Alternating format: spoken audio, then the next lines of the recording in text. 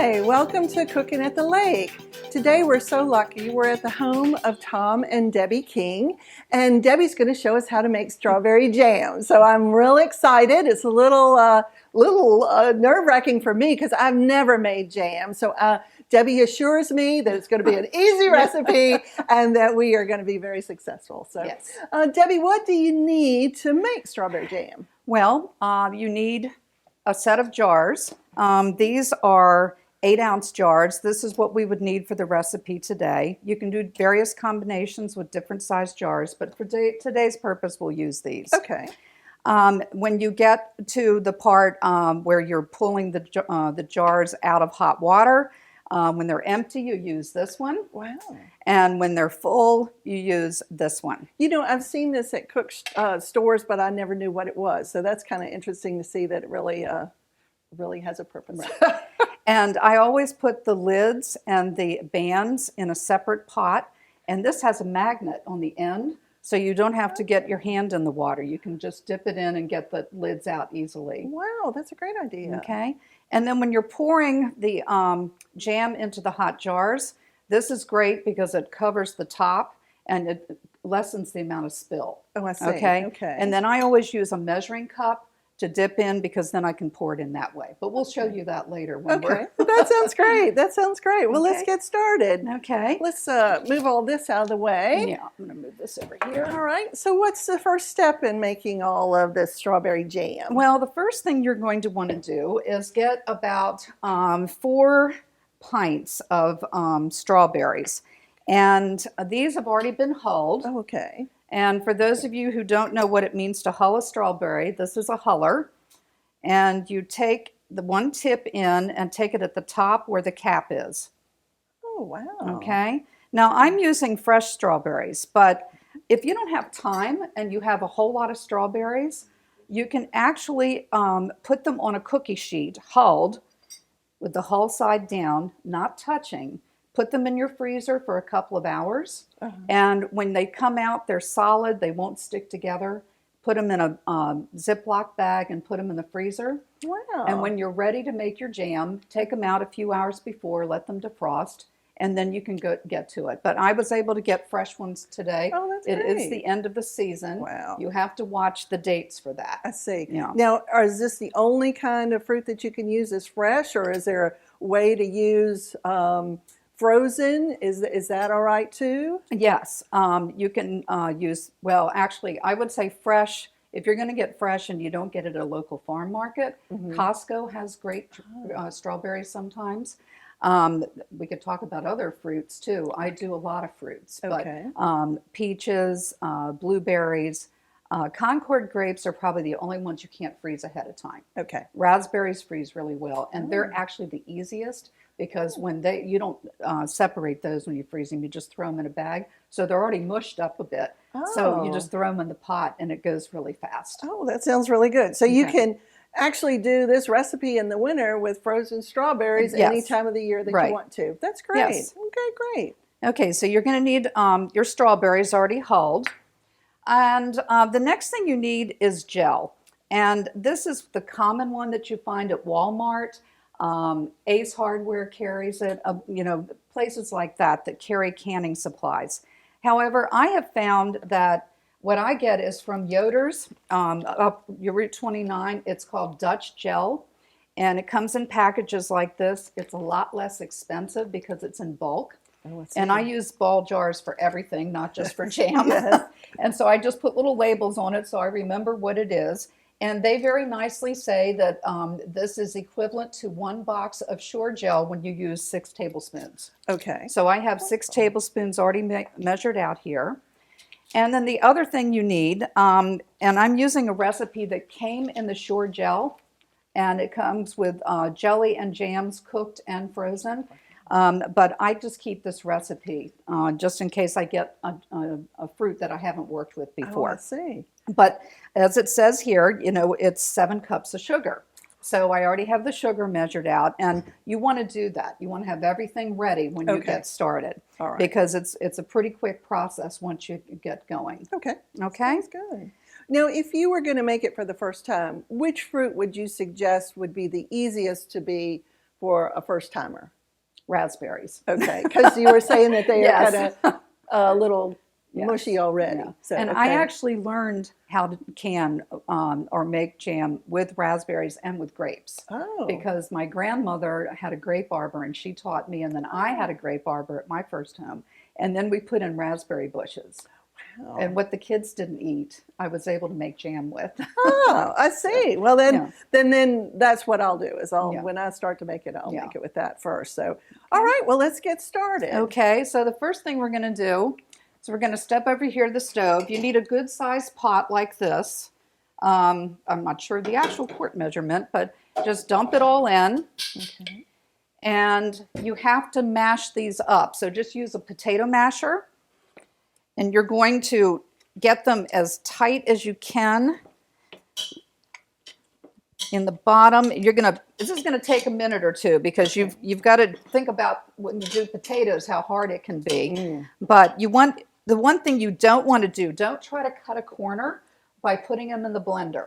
It does not work. Okay. Okay. That's good Not for margaritas, but yeah, not for this. Is not that for right? this. Yeah. It's tempting. Yeah. If you want to cut a corner, but you're not going to use a blender for this. Okay. However, when you mash them, you want to make sure that the fruit is not completely disintegrated, into mashed, because what's really nice about strawberry jam is that flavor of a piece of fruit mixed yes, yes. in. Okay. When you get to the consistency, let's see a shot of that. Yes, I I'm think almost that's there. Good. Yeah. So it just takes about a minute. Yeah, and then it doesn't take long. Okay.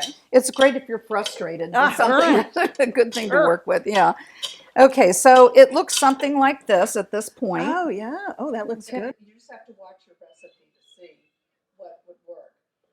So what's the next step? Okay, the next step is your gel, the Dutch gel.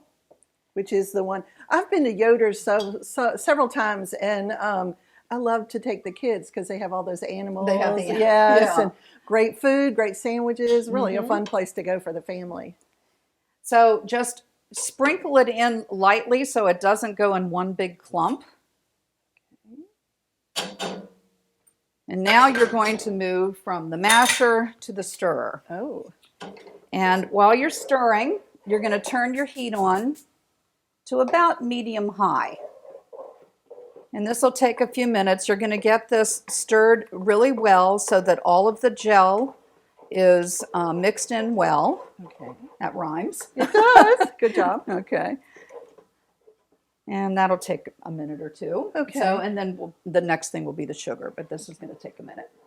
All right. Now, you time it with Alexa. Is that right? When I get to the next part. Right now, I'm stirring and getting it hot. So you just want, does it bubble? Is that what you're thinking? Yeah, it'll show. I'll turn it up a little bit more. It can go a little bit faster. Okay.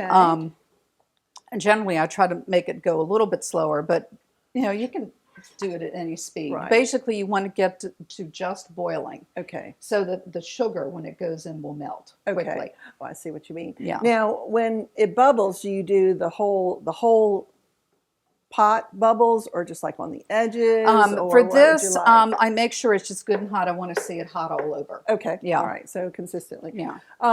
Well, now you said that you made this with your grandmother. That's how you started canning. Wow. And y'all did mostly some grapes, and you did some strawberries and raspberries. Yes. Is that right? Right. Now, how was she just a good cook, and she did a lot of different things, or did she just specialize in jams and jellies?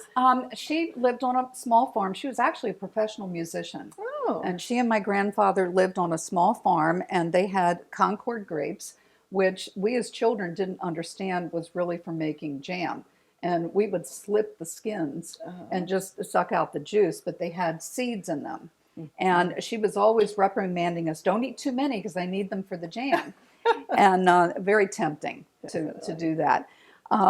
Anyway, she also had an apple orchard. Oh, wow. So she was famous for her applesauce. And I have carried on the tradition, and I make applesauce now too. Wow. But she told me how to do the whole canning process the first time. And the grapes are more complicated. That was not something we would have wanted to do here today. I see. Because it's many steps, but because you have to slip the skins and put it through a sieve and cook them and put everything back together. And It sounds complicated. It's delicious, but not something that you want to do for cooking at the lake. It will intimidate people. They'll say, I am not doing this. Well, I can understand that. Well, as a child, my family and I, we used to go blackberry picking, and there were 8 of us. So my mother would just say, okay, go pick. And then we would come back with, not as many as we had eaten, but certainly some to go home. And we would use cream and just have blackberries and cream and sugar, and that was really good. So it's a kind of a traditional thing to go out in the summer and pick and then come home and make something delicious with it. So I appreciate you showing us how to do it. That's for sure. Well, I think strawberry shortcake is probably the popular thing. We've had that several times this season, and it is delicious. But I make a lot of jam. I've been doing this for years. When I was working in the library system, I had a large staff. And everybody got jam for Christmas. Oh. And I'll show you later how I decorate them. But it's great to have around as an instant gift, Wow. Yeah. Now, you said something about it's something good to bring to somebody, just surprise them with it. Yes. A shut-in, somebody who's recovering from, surgery or is ill. We've given, Tom and I together do bread and jam for our friends. And at Christmas time, like I said, I do like a basket for my family with various things. And my sisters do it too. And strangely enough, we've all picked different things to do. So it's that one specializes in pickles and another one does, I don't remember what she's doing, vegetables. And like she does these really good beans. But, it's a nice way to exchange gifts without going out and buying stuff. We kind of use whatever we've grown in our gardens or are able to get in a farm. So really the first step would be to make your Christmas list before you even start making the jam. What do you think? Act successful and you'll be successful? That's a good point. Yeah, get all excited about it and then you're committed. And I think we are just about at the point where we can put the sugar in. Here, I'll help you. Yes, thank you. Sure. Okay. And my bowl has a nice little pour on it, which is also handy to have. So you're going to stir as you put this in. Okay. Don't be concerned if it looks like the sugar is clumping because it's going to dissolve. Okay. But it's not a good idea to put it all in at once. You want to, keep stirring, get it in. Now, one thing with strawberry jam is that it foams, particularly at the end. So in order to decrease the foaming, you'll see we'll have a little bit, I'm going to add a little bit of butter. Usually about a tablespoon, a half tablespoon, just a little bit. And that'll bring it down. Some recipes call for lemon juice. Oh, yeah. So you just have to watch your recipe to see what would work. So anyway, this is at the point now where it's going to take a few minutes to get to boiling. Okay. And it's on high now. So the sugar has already dissolved. It went really fast. Yes, yeah, you see? Yes, I do. And the butter is starting to melt, but what I'm waiting for is a full rolling boil. Okay. Okay. And that is when we put it on a timer. Okay. All right. It looks delicious already, like I said earlier, but I don't think you can go wrong with strawberries no matter what you do, that's for sure. It's a favorite, especially with children. So yeah. Now, while we're cooking the strawberries, you're very active in a lot of different groups. Newcomers is about to start up again in August, and a lot of people are new to the lake, and they really don't know a lot about newcomers, but it's an organization to get everybody together, and it's actually called Newcomers and Old Friends. So anybody that's been here for a long time too can also join Newcomers. It's a big whopping $5 to join, and we have a meeting every month. The second Sunday of the month, and we do it up at Ashlawn by the pool.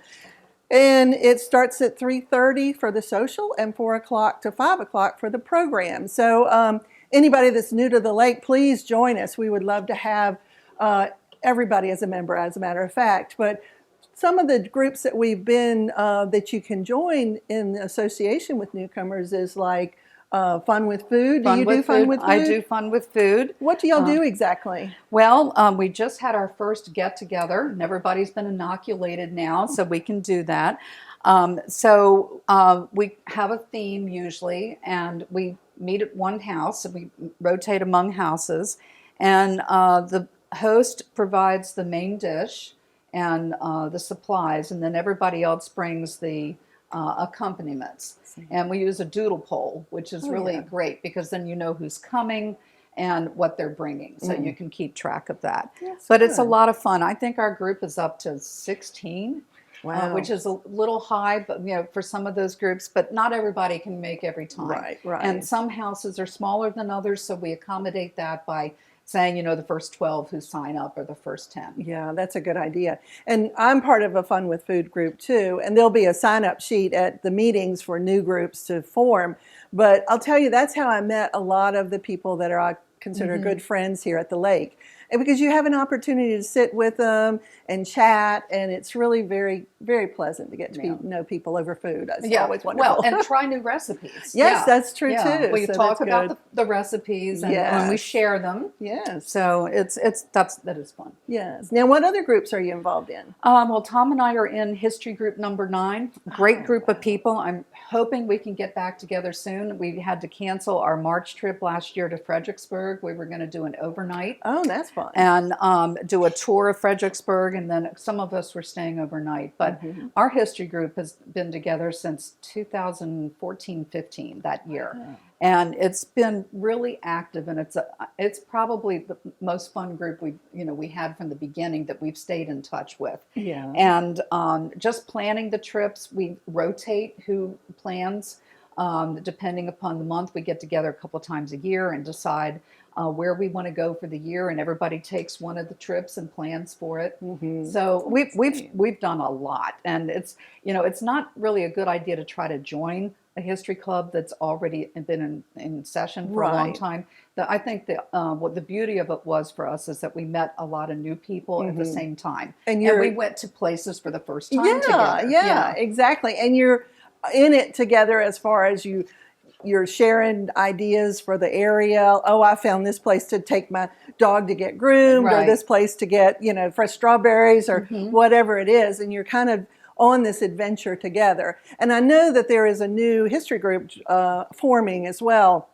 So each time that the newcomers get to the point where there's too many in one history group, they start another history group. And I think we're up to history group 15. So you can see it's been a long time that they've been in existence. So, but it is fun to go on the trips. Usually you plan a trip, the host of the event plans the trip, and then you get together or either on email or at someone's house and go over the plans, and then you decide if you want to go or not, and then you go on these adventures. So it's kind of fun. Now, you mentioned also that you are part of a book club. Yes. A couple of friends and I that moved here around the same time started a book club together. We had been friends in Northern Virginia, and was one of our bucket list things was to start a book club because we all had worked full time and never had time to read. So our book club's been together since January of 2015. And some of the people have moved out, some have gotten jobs and couldn't keep up. So it's been kind of flexible as far as the membership, but we try to keep it to 12 or 14. I'm a former librarian. That was my career. Yeah. And at one of the, we're boiling. Okay. So I'm going to ask Alexa, set timer for 1 minute. She didn't hear me. Alexa, set timer for 1 minute. 1 minute. I use Alexa all the time. Yes. I used to try to do timers here, and when you're stirring and trying to set a timer at the same time. So we're at a full rolling boil. Oh my goodness. Yes, I see that.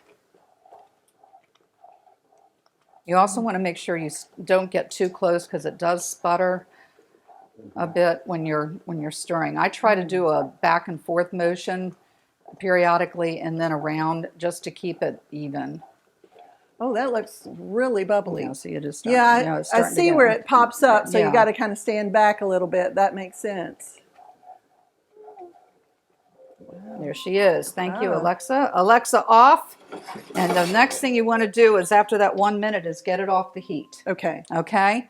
So it's going to sit here for just a minute. It is foamy at the top. All right. So now your next stage here is to deal with the sterilized jars. Okay. So I'm going to move this forward and take the lid off. And this is where I start working with this set. Okay. So I'm gonna move these out of the way, except for this one. And I'm going to use these tongs right here. Actually, any kind of tongs that you have like this in the kitchen will do. You don't necessarily have to have this set that I have. Take your jar out, shake it, make sure all the water is out, and turn it up right on this toweled cookie sheet. Okay. All right. I usually just use the counter because I have a granite top, so it doesn't matter. But most people would probably want to have something underneath. I like how you've put a cookie sheet, but then put the towel. Yeah. And that makes it easier on the jars too, I would imagine. Well, it does. And it also absorbs any spills of the jam when you're doing it. And the machine, so yeah, that's good. Yeah, some things are just really hard to get off of surfaces once they dry, and jam is one of them. Oh, I did not know that. Yeah. That's interesting. All right, now I always cook more jars than it calls for. It usually says it'll make 8-ounce jars, but every now and then it might be a little bit more, so it's a good idea to have jars, plenty of jars ready. I probably will not use this was a set of 12. That's what comes in the box. Whoops. How many does it make? So maybe 8 jars? It should make 8 jars. 8 but, jars. I've gotten to the point now where I know how many. I can mix all different size jars, and I will use exactly that. Wow. But that's after doing it for a long time. So I'm going to move this out of the way, because the other thing I'm going to need at this point, ready soon, are the lids. Okay. Now, I noticed they're in a separate pot. Yes, because if you put them in the big pot, fishing them out in deep hot water is not easy. Okay. I'm going to create a little space here for them. All right. So these are the bands. They call these the bands, and this is the lid. Okay. So I try to keep them in a little pile here together. And how long do you boil the jars and lids? Do they just come to a boil and that's good? Or do you like to leave them boiling for 10 minutes? Well, technically, they should be at least 30 minutes. 30 minutes. So okay. you want to start those before you actually start putting your jam together, so Okay. that they have plenty of time. Okay. So now we have... Now, and then you can reuse jars. Do some of your Right. friends give you back your jars? I know that's a big thrill for me. That's the rule. You bring the jar back, you get another one. Oh, wow. I keep that in mind. Yeah, people have learned that. It's like, I'm bringing my jars back. Do you have any more jam? Oops, I'm going to be dropping some of these. This one we won't use. So this part is where it gets a little dicey, and you have to be careful because everything is hot. So you're going to move the foam to the side. If there's an excessive amount of it, and there's not in this one, I'm not going to worry about it today. But what you could do is take spoonfuls of it. I use a metal spoon and just put it in a tiny bowl and put it aside. So I'm going to stir that up again. But do move the foam aside because You want to see how much is accumulated. Okay. Yeah. And you sort of have to gauge it for yourself. If you see a lot of pink foam at the top, you're going to want to take that out. Okay. Okay. All right. All right. So this is the part where it gets, you know what I'm going to do is I'm going to move those bands to a small bowl. I'm not used to working with quite so many jars at once. So I love these bowls. Are these like Williams-Sonoma bowls? They are Kmart, no, Target bowls. I've had Wow, them for they are years. great.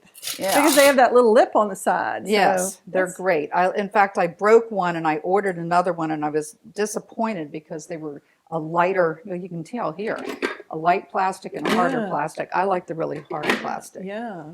Okay, so this is where this part comes in real handy.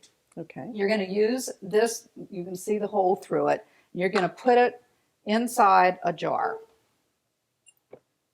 I'm going to get these out of the way so I don't get too much drip.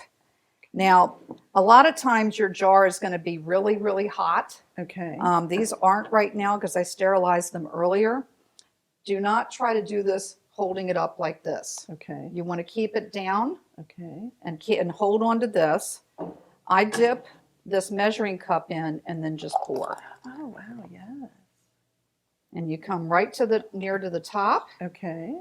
and get to the next one. All right. Oh, yeah. Wow.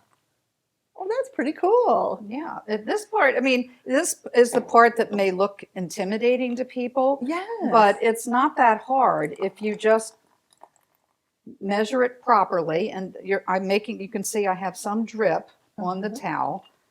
Oh, I can see why you use a towel. Yeah. Yeah. And it usually is not quite the full amount of this jar. I like using this size because it's wider. I see. And dipping it is easier.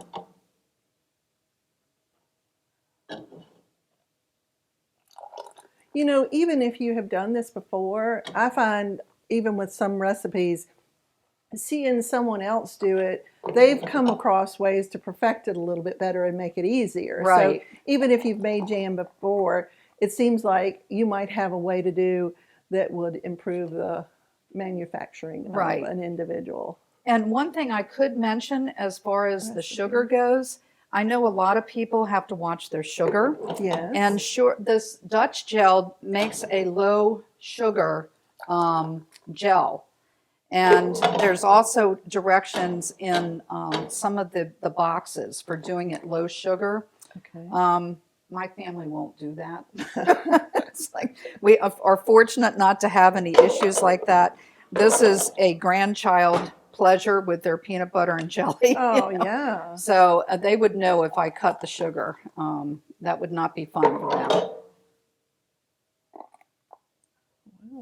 And we are going to be very close. I'm going to save some for us to sample. Oh, that sounds even better than anything else I've heard today. All right. And I think this will be our last jar. Okay. Now, you see the consistency. You're thinking probably that's really liquidy for a jam. Yeah. And it will look like this at this point. I'm not sure. I might sure. But once it has cooked in the canning process, it will still even then look a little liquidy. And don't be frustrated by that because that is very common. This will be for us to try. I might take that last jar because it had more strawberries in it. You know, something that I do is when I go to a farmer's market, I'll buy some jam because I don't know how to make it until today. And I'll take cream cheese and then I'll just pour that jar of strawberry jam or whatever it is. And I love red pepper jelly. I do it with red pepper jelly over the stick of cream cheese. And it's a quick, and put crackers around it. And then it's a quick dip for, you know, people that are coming over unexpectedly. And the better the jam, the better the cream cheese and crackers, that's for sure. So. Okay, so now, here's I see an what you're adjustment. doing. Yeah, I'm doing because we have people who are going to want to sample. So. But also, you're filling the jars to the amount that you want of the real ones that you've created. Now, when we try this today, it will be pretty liquidy. Okay. It won't be as thick as it will be when it's completed. However, if you want to try one that's already gelled and been processed, I have those as well. I happen to have a lot of strawberry jam this year. So the strawberries were fantastic. I don't know if that was weather or what, but what I'm doing right now is making sure, even though that little cup over the top does a really good job, it still might leak a little bit around the edges. So you want to make sure that your tops are clean. I see. All right. And so the last thing you're going to do is start taking these lids and putting them on top. And that's why it's so important to sterilize everything. Right. Because you don't have to refrigerate this once you've made them. Right. So. We do, but not that, you know, it's not required. Okay, so we ended up with 1, 2, 3, 4, 5, 6, 7, 8. It would have been 9 jars. Recipe said 8. Like I said, it all depends on how many you end up with as far as your fruit. You can measure, and it still will, it depends on the liquid of the fruit. All right, now the other thing I need to do at this point, I have put the bands on, but I want to make sure they're really tight. Okay. And I'm going to put them back in here. And that's where that basket comes in handy, because it's going to hold things together so that they're not falling over. And you can drop them a little and it won't break or anything like that. I'm used to doing it, so I know how far I can go in. But you might want to use something else, but just be careful because your water's really hot. Now, you had some sort of little clipper thing right under there. Yes, that's Can you use later. that? You can. Okay. I could show how you would use. That's how I pull them out. Okay. But if you are worried about hot water, you could do this.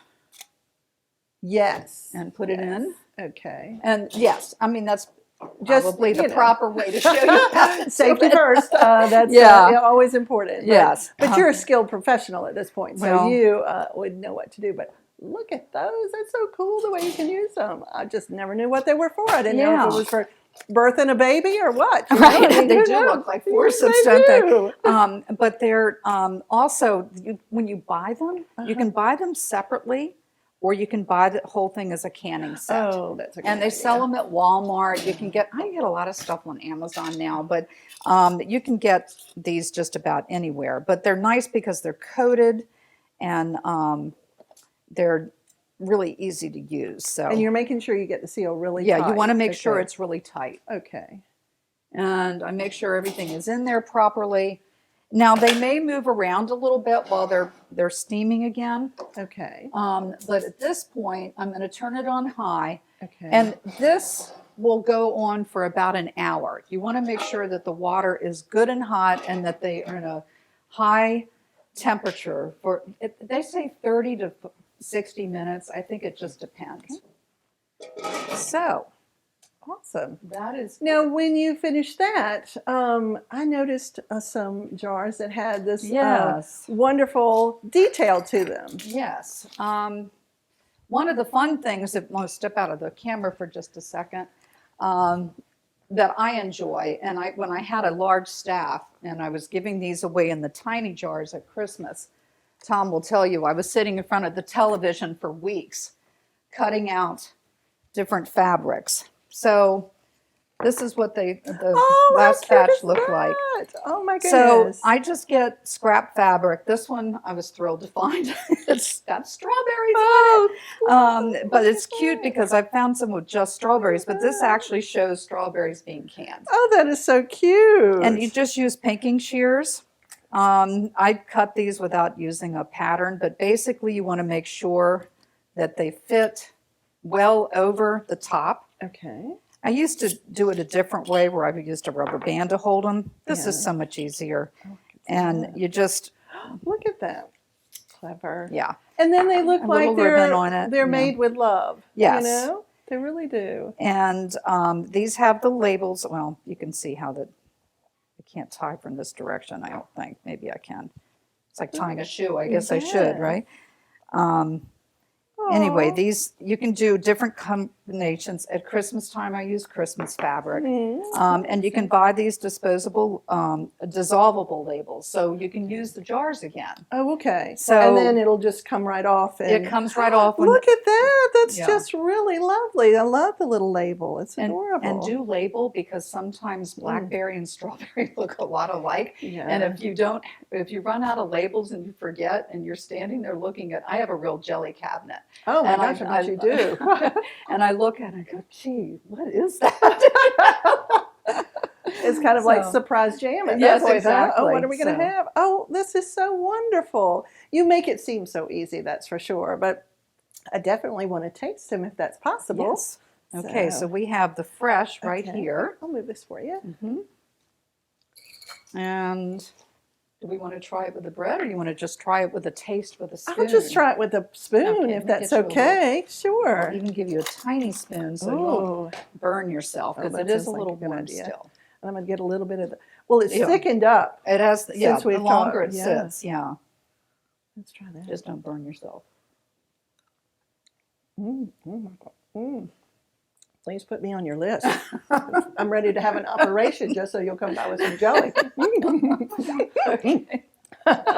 Well, you can tell the difference, I think, between Oh my store-bought gosh. jam and Yeah. I have 9 grandchildren, and they don't eat store-bought jam. They wait for my visits to. Well, I can see why. My goodness, that is just so wonderful. Well, thank you, Debbie, for having us. We You're really welcome. appreciate it, and I look forward to making some jam in my future. Okay.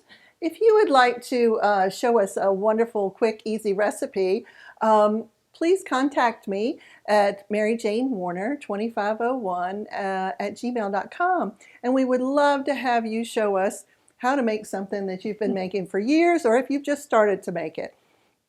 And also, we wouldn't mind if you wanted to make a memory with your grandchildren or your children. We're trying to do cooking with the family at the lake. So if you have a recipe that you make with your grandchildren or your children and you'd like to show us how to do it and what we can have fun with our grandchildren, please contact us at the same maryjanewarner2501 at gmail.com.